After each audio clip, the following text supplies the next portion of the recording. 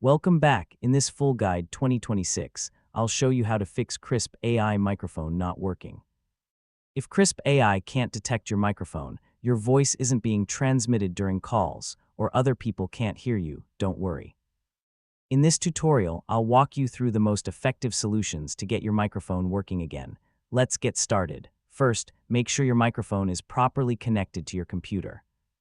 If you're using a USB microphone, unplug it and plug it back into a different USB port.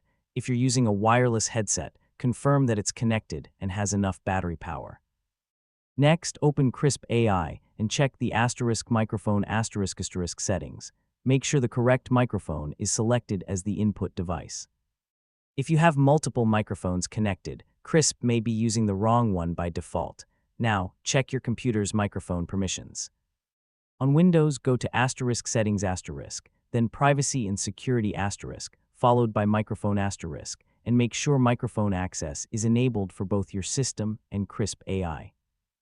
On macOS, open *system settings*, select *privacy and security *, then microphone *, and allow Krisp AI to access your microphone.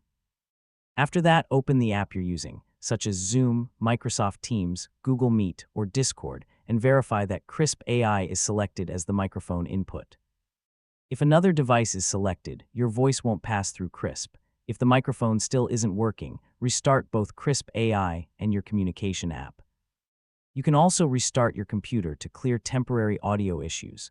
Updating Krisp AI and your operating system is another good idea, since updates often fix compatibility problems. If none of these steps solve the issue, reinstall Krisp AI. A fresh installation can replace damaged files and restore the application's audio settings.